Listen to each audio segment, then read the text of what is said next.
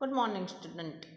આજે આપણે સ્ટાન્ડર્ડ 8 વિષય ગુજરાતી અને આપણે દ્વિતીય સત્રનો જ્યારે અભ્યાસ કરી રહ્યા છીએ ત્યારે આપણે આના અગાઉના પીરિયડમાં પાઠ 14 સાકરનો શોધનારો એકાંકી નાટક છે, જેના રચયિતા છે યશવંત પંડ્યા, અને યશવંત પંડ્યા રચિત આ નાટક છે એકાંકી નાટક, એનો આપણે અભ્યાસ કરતા હતા. મિત્રો, આપણે લેખકનો પરિચય મેળવ્યો, લેખકના સાહિત્યનો પરિચય મેળવ્યો, તેમજ આ એકાંકી છે એના વિશે થોડીક માહિતી પણ આપણે મેળવી હતી. તો 3 દ્રશ્યમાં વહેંચાયેલી એકાંકી છે, એમાં બાળકોનો વિકાસ છે એની વાત કરવામાં, કે બાળકોનો વિકાસ છે એ ક્યારે શક્ય બને અને ક્યારે કુંઠિત થાય એની વાત છે કરવામાં આવે છે. કે બાળકનો જે બાળકને ન સમજી શકનાર માતા પિતા છે એના બાળકનો વિકાસ કેવો થાય, અને બાળક છે એને નિખાલસ પ્રેમ અને હૂંફની જરૂર છે. એને ક્યારેય કોઈની સાથેની સરખામણી ન કરો, એની ભાવનાઓ, એની અપેક્ષાઓને સમજો, એની જરૂરિયાતને સમજો, અને એની સાથે મૈત્રીપૂર્વક વર્તન છે એ માતા પિતાએ કરવું જોઈએ, એવી વાત છે એ આપણે પાઠમાં કરી હતી. આપણે વાત કરી હતી કે અંજન છે એક એવો છોકરો છે કે એનો આખો વર્ગ, એનો જે રૂમ છે અભ્યાસખંડ, એ આખો અસ્તવ્યસ્ત પડ્યો હોય અને એને પોતાની દુનિયામાં બાળક છે તો નિજ મસ્તીમાં જ મગ્ન હોય. શિક્ષકે એને પ્રશ્ન પૂછ્યો છે કે કયા કયા કલરમાં કયો કલર મેળવવાથી કયો રંગ બને, એની મથામણ છે, અને એ મથામણ એનું મગજ છે એ અનુભવતું હોય, અને એવા સમયમાં એને યાદ નથી રહેતું, ગુસ્સે પણ થાય છે કે મારે કેટલું યાદ રાખવું, અને એવા ગુસ્સે થતાં એના હાથથી સાઈનો ઢખડીઓ ઢોળાઈ જાય લાલ, અને તરત એના મગજમાં, જો મિત્રો એની બુદ્ધિશક્તિ ખૂબ સરસ છે, એના મગજમાં આઈડિયા આવે કે ચાલો આ તો ઢોળાઈ તો ગયું જ છે, હવે મને ખબર પડી જશે કે લાલ રંગ છે, બાજુમાં બ્લુ શાઈનો ખડીયો પડ્યો છે કે એમાં બ્લુ રંગ નાખીશ તો કેવો કલર થશે. આમે તરત ને તરત એનો ઉપયોગ કરી અને એમાં પાછી બ્લુ સાઈ ઢોળે, વધારે સાઈ ઢોળાય, હાથ કપડાં બધું જ ગંદુ થાય, પણ તેનું જે બુદ્ધિ છે, એની જે જિજ્ઞાસા છે એમાં વ્યસ્ત છે, અને એને તરત જવાબ મળી જાય કે જાંબુડો રંગ થાય. મિત્રો, જેટલું વાંચવાથી યાદ ન રહે, જેટલું લખવાથી યાદ ન રહે, એટલું જોઈ અને પ્રેક્ટિકલ છે એનાથી આપણને યાદ રહે છે. બેન આવે છે, બેન એને પ્રશ્ન પૂછે છે, બેનના પ્રશ્ન, ભાઈ બેન છે એની મીઠી મસ્તી છે એ ચાલતી હોય, એને બંનેના ઝઘડા છે એ ચાલતા હોય, તો બેન પ્રશ્ન પૂછવા આવે, બેનને સરખો જવાબ દેતો નથી, અને એમાં અચાનક પપ્પા આવે અને પપ્પાની ફરિયાદ કરે કે હું પપ્પાને તારી આ બધી વાત કરી દઈશ કે તારા કપડાં તો ખરાબ થયા જ છે, તારા ગાલ પણ લાલ કરે, કપડાં તો તે લાલ કર્યા જ છે. અને પપ્પાના ડરથી બેન છે એને હાથ પકડી અને એનો જે પ્રશ્ન પૂછવા આવી છે એનો જવાબ આપે છે. તો ભાઈ બહેનની જે મીઠી રકઝક છે એનું વર્ણન છે એ પણ આમાં છે.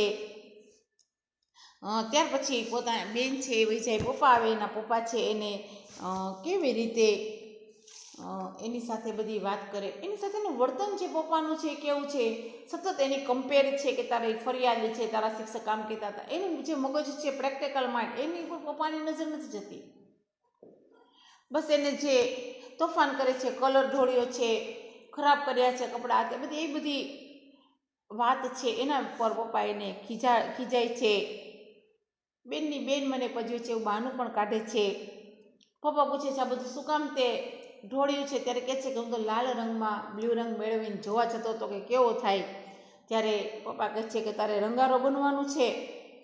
ત્યાર પછી આપણે આગળ અભ્યાસ કરશું કે એના પપ્પા એને પૂછે છે કેમ તારે કાંઈ રંગિયારાની ત્યાં નોકરી લેવી છે, અને એના માથામાં ટાપલી મારી. બાળકને બને ત્યાં સુધી ક્યારેય બાળકની ઉપેક્ષા ન કરવી, એની જે જિજ્ઞાસા છે, મનની વાત છે જાણવા માટે માતા પિતાએ પ્રયત્ન કરવો જોઈએ.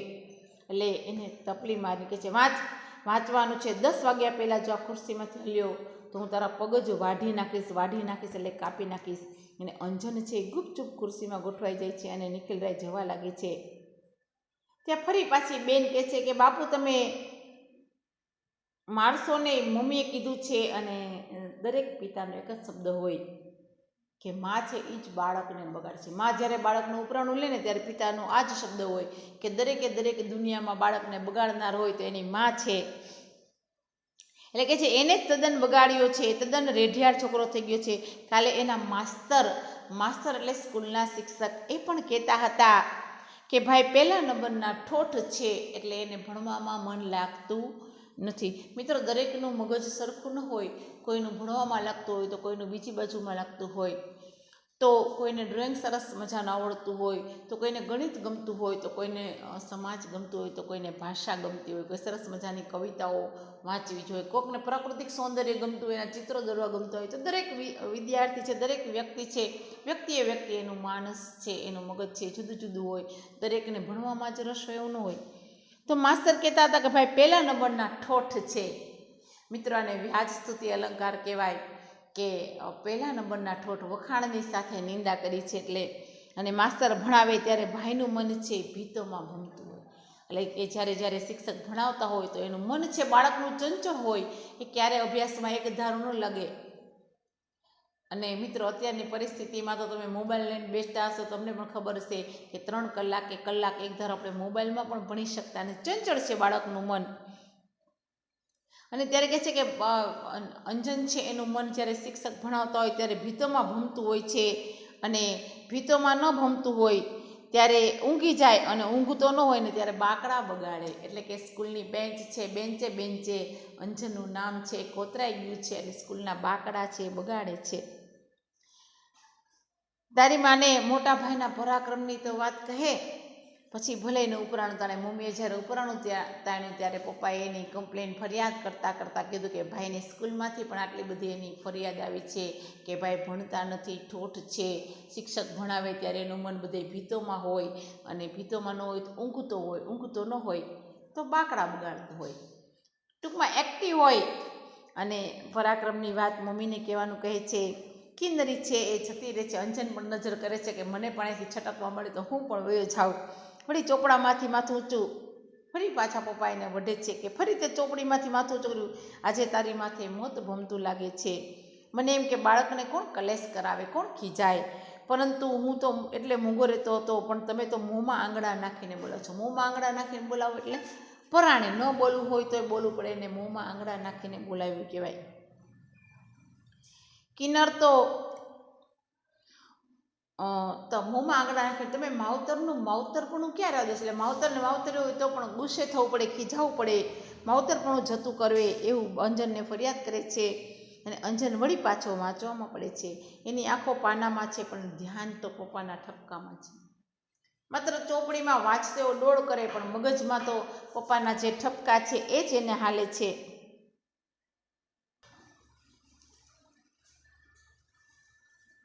અને અંજન પણ જોવે છે. અંજન ફરી પાછો વાંચવામાં પડે છે. એની આંખો પાનામાં છે, પણ ધ્યાન છે એ પિતાજી ઠપકો આપે છે એમાં છે. કિન્નરી કહેતી હતી કે કાલે તું વીજળીના પંખાને અડપલું કરતો હતો, કોઈ દિવસ આંચકો લાગશે તો? અને એ વાત કરશે ત્યાં જ કિન્નરી એટલે કે એની બેન છે દાખલ થાય છે, અને તરત ભાઈને ઉપરાણ ઉતારતા કહે છે કે પણ બાપુ, અમને તો આંચકો લગી રહે નહોતો લાગતો. અને ત્યારે નિખિલરાય કહે કે હવે તું એની વહારે ધા એટલે મદદ કર. બધા એને બગાડવામાં સમજ્યા છો. મને લાગે છે કે હવે મારે જ કડક થયા વિના નહીં ચાલે. અંજુ, ચાલ ઊભો થા. અને અંજન ઊભો થાય છે, અને કિન્નરી ગભરાઈ જાય છે. આંખ કાઢી અને પપ્પા અંજનને એક બાજુ બોલાય છે કે આમ આવતો. અંજન પાસે આવે છે, અને કિન્નરી ગભરાઈને દૂર દોડી જાય છે. અને પિતાજી છે કડકાઈથી અંજનને ખીજાતા કહે છે કે તારે તોફાન કરવું હોય ને તો તું તારા મોસાળ પાછો ચાલ્યો જા. અહીં તો ભણવાનું અને ભણવાનું જ. મસ્તી કરી છે તો માર્યા વગર નહીં મૂકવું. આજથી બધું જ બંધ. પૈડું, ભમરડો, લખોટા બધું જ મને સોંપી દે. સાયકલ પર બેઠો છે ને તો તું તારી વાત જાણ્યો, ચાલ બધું જ બહાર કાઢ. અને એમ કરી પિતા એને ખીજાય છે. ટેબલનું ખાનું ઉગાડી અને અંજન પણ ગભરાઈ જાય છે. પૈડું, સળિયા, ભમરડો અને ઝાડ બધું જ પોતાના પિતાને સોંપે છે. પરંતુ એમાં લખોટા નથી. તરત પિતા પ્રશ્ન કરે કે બધું તો કાઢ્યું, પણ લખોટા ક્યાં? ત્યારે અંજન કહે છે કે એ ખોવાઈ ગયા છે. અને પપ્પાને ખબર છે કે અંજન ઉદાર છે, એટલે કહે છે કે ખોવાઈ ગયા છે કે મોટા ભા થઈને કોઈને દઈ દીધા છે. મોટા ભા એટલે મોટો બનીને ઉદાર થઈને કોઈને મફત આપી દેવું. પરંતુ અંજન ચૂપ રહે છે. અને ફરી પાછા પિતાજી ગુસ્સે થતાં કહે છે કે તારી પાસે બીજું શું છે? અંજન કહે કશું જ નથી. નિખિલરાય કે જોવા દે. અને નિખિલરાય પોતે એટલે કે અંજનના પિતાજી છે પોતે ટેબલના ખાના તપાસે છે. ટેબલના ઊંડાણમાંથી થોડીક ખીલીઓ, હથોડી નીકળે છે. અને ફરી પાછા પિતાજી ફરિયાદ કરતાં પૂછે છે કેમ? આનું શું કામ પડ્યું? એકાદી મગજમાં ખોડવી હતી ને એટલે તારું મગજ છે ચસકી ન જાય અને આટલા ગુસ્સાથી અંજન છે મૂંગો રહે છે અને ફરી પાછા પિતાનો પિત્તો છે એ ફાટે છે અને પૂછે છે કે ફાટતા અવાજે બોલે છે કે કેમ બોલતો નથી? મોઢામાં મગ ભર્યા છે? હથોડી કેમ લીધી હતી? અને પિતાજીના આ પ્રશ્નનું વાત સાંભળતા અંજન ડરતા ડરતા બીતે સાદે કહે છે કે આ ખુરશીના પાયા જરાક ઢીલા થઈ ગયા હતા ને તે. અને નિખિલરાય ફરી પાછા ગુસ્સે થાય, તે શું તું સમો કરવાનો તો કેમ? તો સુતારને ઘેર અવતાર લેવો તો ને, આવા દોડડાયો તું ક્યાં લગી રહીશ? મારે તો તારા નામનો કેટલો કકડાટ કરવો. અને અંજન છે એની હવે ક્ષમતા છે પૂરી થઈ ગઈ, એની આંખમાંથી આંસુ ખરે છે અને કિન્નરી પણ દળતા દળતા પગલે પોતાના ભાઈની પાસે આવે છે અને ભાઈને કહે છે કે ચાલ અંજુ, મમ્મી બોલાવે છે. હા હા જા જા, તારી માની સોડમાં તણા, નિખિલરાય એવું કહે છે. અને કિન્નરી છે એ અંજનને લઈ જાય છે અને જતાં જતાં નિખિલરાય બોલે છે કે બાળકોના ભવિષ્યને જો કોઈ રગ દોડતું હોય ને તો એની માતા જ છે. હે પ્રભુ એમ કરી અને ઈશ્વરને યાદ કરે છે. હવે ત્યાર પછીનું દ્રશ્ય આવે છે કે અંજન છે એ માંદો પડી ગયો છે અને એ પથારીમાં. બીજું દ્રશ્ય મિત્રો અહીંયાથી શરૂ થાય છે કે અંજન છે એ માંદો છે અને પથારીમાં પડ્યો છે. એનો ખુશખુશાલ જે પ્રફુલ્લિત કહી શકાય બાળકનો ચહેરો હોય એ ચહેરો પણ સાવ પીળો પડી ગયો છે. આંખોનું તેજ પણ જરા હણાયું એવું લાગે છે અને એની પડખે જે ખાટલાની સાઈડની પટ્ટી હોય ત્યાં ઈશ કહેવાય એને, અને એ ઈશ પર કિન્નરી છે એ અંજનની બેન એ બેઠી છે અને પ્રેમથી અંજનના કપાળ પર માથા પર એ હાથ ફેરવે છે અને હૃદય પર પોતાનો સુંવાળો હાથ ફેરવતી તાકીને અંજનની સામું જોઈ છે. અને એટલામાં જ અંજનથી પડખું બદલે છે. અંજન, શું કામ હું માંદો? કિન્નરી પંપાડતી, અંજુભાઈ તારે કાંઈ જોઈએ છે? મિત્રો ભાઈ બહેન છે એની લાગણી આવી જોઈએ. ભાઈને માંદો પડેલો જોઈ અને બેન પણ એને પણ ક્યાંય ગમતું નથી, એને પણ ચેન પડતું નથી. ભાઈને પૂછે છે કે ભાઈ તારે કાંઈ જોઈએ છે? ત્યારે અંજન કહે છે શું કામ? હું માંદો પડ્યામાં તું શું કામ નથી રમતી? તારે શું કામ ન રમવું? જા બેન તું રમ. અને ત્યારે કિન્નરી કહે છે ના ભાઈ, હું કયા મોએ રમું? નીચું જોઈ જાય છે અને પોતાનો અફસોસ થાય છે કે મેં તારી ફરિયાદ પિતાને કરી અને એટલે જ તને પપ્પાએ માર્યું અને એટલે જ તને તાવ આવ્યો. તું મારા માટે જ માંદો પડ્યો છો એટલે મારે જ તને સાજો કરવો જોઈએ. અને ત્યારે અંજન કહે છે કે તારા વાંકે ના, પોતાની જાતની પોતાનો જે માંદો પડ્યો છે અને પોતાની જાત ઉપર લેતા કહે છે કે ના, હું તો તડકામાં ખૂબ રમ્યો ને એટલે માંદો પડ્યો, તો પછી તાવ ચડે ને એમાં શી નવાય? અને કિન્નરી ફરી પાછી પોતાનો વાંક કાઢતા કહે છે કે ના અંજુ, આજે સવારે જ મા બાપુને કહેતી હતી કે તેમણે જ તને માંદો પાડ્યો છે. પહેલા દિવસે બાપુએ તને એટલું બધું ધખ્યા ન હોત તો શું તારી તબિયત ખરાબ થાત? તો તારી તબિયતને કશું જ ન થાત. એટલે એ માટે પોતે ફરિયાદ કરી છે પિતાને અને પિતાએ ભાઈને વઢ્યા છે અને ભાઈ માંદો પડ્યો એટલે બેનને એ બાબતનો અફસોસ છે. અંજન કિન્નરીને જોઈ રહે છે. તો પછી મા મને વટતી હતી કે મેં તને ભજવ્યું નહોત ને તો બાપુને કાંઈ ખબર ન પડે, એટલે મૂળ વાંક તો મારો જ છે. એમ બેન છે એ પોતાનો બધો વાંક છે પોતાની પર લઈ લે છે. અને કિન્નરી છે અંજનની છાતી પર માથું રાખી અને હેતાળ હાથે ફેરવે છે અને અંજન પણ કિન્નરીનું માથું ઊંચું કરી અને તેના વાળ પર હાથ ફેરવે છે. અંજન કિન્નરીને કહે છે કે એમ તું શું કામ ઢીલી થાય છે? તારોય વાંક નથી અને મારોય વાંક નથી. તો કે માં તો વારંવાર વાતો કરતી હોય કે નસીબનો વાંક છે, તો આ મારા નસીબનું મારું નસીબ વાંક હશે ને? અને અંજન છે પરાણે હસવાનો પ્રયત્ન કરે છે પણ હસી શકતો નથી. એ સાવ નિર્બળ બની ગયો છે અને શક્તિ નથી. એના હાસ્યમાં રંગ નથી, ઉમંગ નથી, ચેતન નથી, કેમ કે માંદો પડ્યો છે.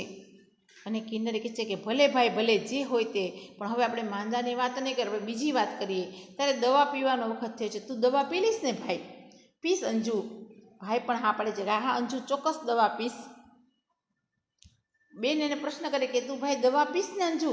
ત્યારે અંજન કહે છે કે ના, જવા દે ને બેન, મારે દવા નથી પીવી, મને કડવી લાગે. અને આ દવા કોઈને ન ભાવે મિત્રો, એટલે ના પાડે છે નહીં પીવું. અને પીવું એટલે આંખે અંધારા પણ આવે છે, જવા દે ને. અને ફરી પાછી કિન્નરી પોતાના ભાઈને સમજાવતા કહે છે કે પણ ભાઈ, દવા પીધા વિના થોડું ચાલે.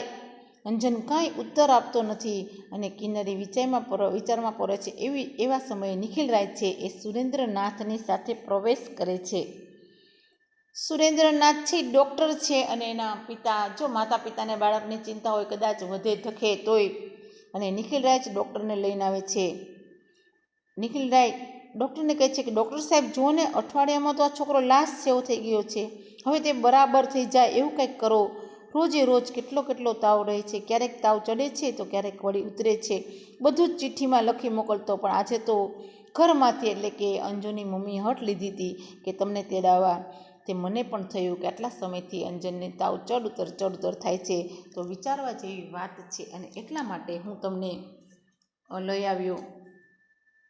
ત્યારે ડૉક્ટર પણ કહે છે કે સારું કર્યું, આવી આળસમાં કોઈ દિવસ માણસ છે પોતાના બાળકને ગુમાવી બેસે છે. ઠીક છે કે એને એવું કશું લાગતું નથી, બાકી મામલો બગડી પણ બેસે, અમારે તો સુધારવો પણ કેમ. નિખિલરાય મનમાં ચીડાય છે, પણ શું કરે, પોતે વઢિયા છે, બાળક માંદું પડે છે, બાળકની ચિંતા માતા પિતાને હોય. ડૉક્ટરની સાથે વાત કરે છે. અને મિત્રો, ઘણીવાર આપણે પણ એવું કરીએ છીએ કે કાંઈ નથી, કશું જ નથી એમ કરી અને માથું મારી મૂકી. ક્યારેય બીમારીમાં કોઈ માથું ન મરાય, તરત ને તરત. એમાં આવી પરિસ્થિતિમાં જ્યારે આપણે ત્યાં આવી પરિસ્થિતિ છે ત્યારે તરત ને તરત ડૉક્ટરનો સંપર્ક છે કરવો ખૂબ જ જરૂરી છે. ડૉક્ટર છે ફરી પાછો નિખિલરાયને પૂછે છે કે આ બાળક છે તમારો છોકરો, એ દવા તો બરાબર પીવે છે ને? નિખિલરાય છે શીશીની સામું જુએ અને કિન્નરી તે જ પડે દવા કાઢી અને અંજનને આપે છે. અને અંજન છે ગટગટાવી જાય છે. મોં ન બગડે એ માટે ઘણો પ્રયત્ન કરે તો પણ એનું મોઢું છે બગડી જાય છે. દવા ચીજ જ એવી છે કે પીવાથી મોઢું બગડી જાય. અને હાથ પોળા કરી અને નિખિલરાય કહે છે કે લ્યો, દવા પીવી નહીં ને તબિયત સુધારવી, એવું તે કોઈ દિવસ બનતું હશે? અને એને માટે એક ઉદાહરણ આપે છે કે હરીને ભજ્યા વિના વૈકુંઠ મળતું નથી. મિત્રો, વૈકુંઠ મેળવવું હોય એટલે કે એવી આપણે ત્યાં કહેવત છે કે સ્વર્ગમાં જવું હોય, વૈકુંઠમાં વાસ કરવો હોય તો તમારે હરિનું ભજન છે એ કરવું પડે, સત્સંગ કરવો પડે, હરિનું ભજન કરવું પડે, એટલે હરિને ભજવું પડે. અને એમ કરીને નિખિલરાય હા એમ હસે છે. નિખિલરાય કહે છે કે ડાક્ટર સાહેબ, હવેથી હું ધ્યાન રાખીશ. અંજુ, સાંભળ્યું છે ને, દવા વખતસર પીવાની છે. અને કિન્નર, સાંભળ્યું તે? દવા છે એ અંજુને નિયમસર પીવડાવવાની છે. હો બાપુ, કિન્નરી જવાબ આપે છે. અને સુરેન્દ્રનાથ કહે છે, ડૉક્ટર્સ છે કે ચાલ હવે હું તમને દવા લખી આપું છું. નિખિલરાય અને સુરેન્દ્રનાથ પાછા ફરે છે. કિન્નરી કહે છે ભાઈને કે ભાઈ, તારી તો ડૉક્ટરે નાડે ન તપાસે. આપણે ત્યાં જનરલી ડૉક્ટરને ત્યાં જાય તો સ્ટેથોસ્કોપ પડે, આપણા હૃદયના ધબકારા અને આપણી નાળ છે તપાસે, પણ ડૉક્ટરે એવું કશું જ નથી કર્યું. એટલે કિન્નરીને નવાઈ લાગે છે. એ કહે છે કે ભાઈ, તારી તો નાળ પણ ન તપાસી. અંજન કહે, સારું થયું, હવે તો હું દવા પણ ઢોળી નાખવાનો છું. કિન્નરી, અરે એવું તે થાય. અને એટલા જ માં એની માનો અંદરથી અવાજ આવે છે કે કિન્નર, અહીં આવતો.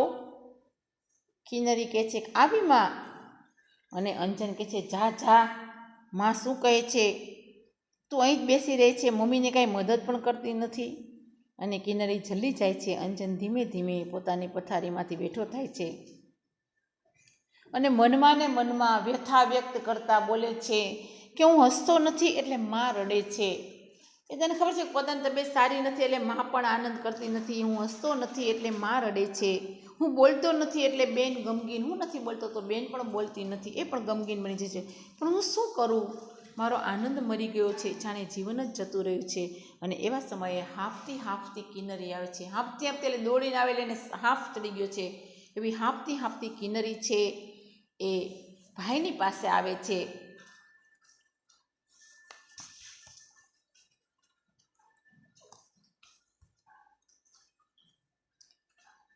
અંજન, ભાસ્કર કાકા આવ્યા છે.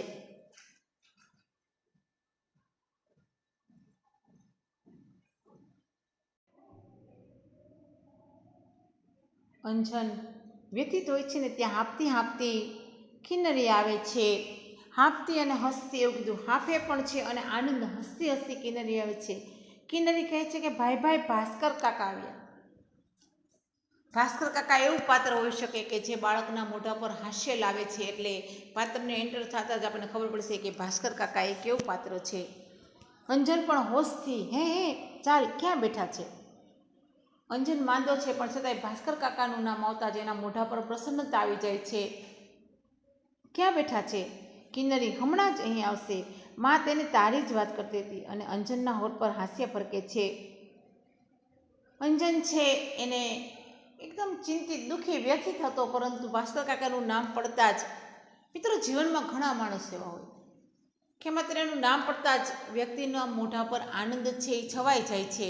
તો એવી રીતે અંજન માંદો છે, વ્યથિત છે, છતાંય ભાસ્કર કાકાનું નામ પડતા એના મોઢા પર હાસ્ય આવી જાય છે. એટલે એનું પ્રિય પાત્ર હશે. એમની પેટીમાં તે સાસા રમકડા લાવે છે, જાણે રાત ને દિવસ રમ્યા જ કરીએ. કિન્નરી છે એ અંજનને વર્ણન કરતા કહે છે કે ભાસ્કર કાકા આવ્યા છે અને એમની પેટીમાં ઘણા બધા રમકડા લાવે છે. ભાસ્કર કાકાનું નામ પડતા અંજનના હોઠ પર પણ હાસ્ય આવી જાય છે અને આ સાંભળતા જ રમકડા લાવે છે એવું સાંભળતા ફરી પાછો અંજનનો ચહેરો છે ઉતરી જાય છે. કિન્નરીને એમ થાય છે કે હમણાં તો એટલો બધો ખુશ હતો, એ નાની છે એટલે હજી એના હાવભાવ સમજી શકતી, એટલે એનો કેમ વ્યથિત થઈ ગયું એને સમજાતું નથી. અને ત્યાર પાછળથી નિખિલભાઈ અને નિખિલરાય અને ભાસ્કર રાય આવે છે, પણ ભાઈ બહેનને તેની ખબર પડે ન પડે એમ છાના માના તેઓ ઊભા રહે છે.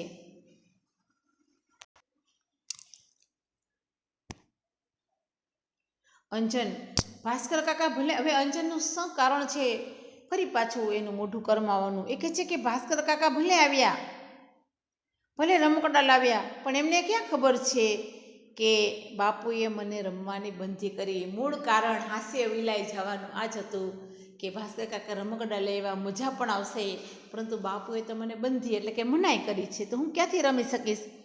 કિન્નરી, તું જોજે તો ખરો, એ તો બાપુને પણ કહી દેવાના છે કે આપણને કદી વઢે નહીં, મારે નહીં, બસ રમવા જ દે. હું અહીં આવી ત્યારે તેઓ માને એમ જ કહેતા હતા. મા અને ભાસ્કર કાકાની વાત છે એ બેને સાંભળી છે, એટલે બેન છે એ પોતાના ભાઈને તરત ખુશ ખબર દેવા આવે છે કે બાપુ આપણને વળશે ને, એવી માની મોઢે વાત કરતા હતા. અને અંજન પણ આતું રાખો એ ખરેખર શું એ સાચું કહે છે કિન્નર? અરે તું તો બીજું જોઈતું તું જ શું? અને ઉલ્લાસભર્યો અંજન છે ને એ કિન્નરીને બાજી પડે છે, ખુશ થઈ જાય છે એને, અને એ કિન્નરી છે એને બાજી પડે છે અને તેઓની નજર પડે એ પહેલાં જ ભાસ્કર રાય છે એ નિખિલ રાયને લઈને ચાલ્યા જાય છે.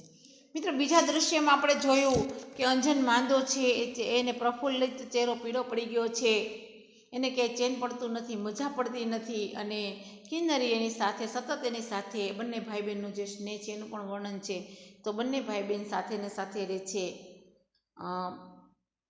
ત્યાર પછી ડૉક્ટર આવે છે, ડૉક્ટરની વાત, અને અંતે છેલ્લે આખો પેરેગ્રાફ છે. શરૂઆત અંજન માંદલો છે તે શરૂઆત થઈ અને ભાસ્કર કાકા આવ્યા ત્યારે અંજનના મુખ પર હાસ્ય આવી જાય, ખુશી થઈ જાય એવી વાત છે કરી. હવે ત્યાર પછીના પીરિયડમાં, બીજા પીરિયડમાં આના પછી આપણે ત્રીજો વિભાગ છે, ખંડ ત્રીજું દ્રશ્ય છે એની આપણે વાત કરીશું કે ત્રીજા દ્રશ્યમાં હવે શું થશે. એ 3 દ્રશ્યમાં વહેંચાયેલો એકાંકી છે, એનું હવે આપણે ત્રીજું દ્રશ્ય આના પછીના પીરિયડમાં આપણે રજૂ કરીશું.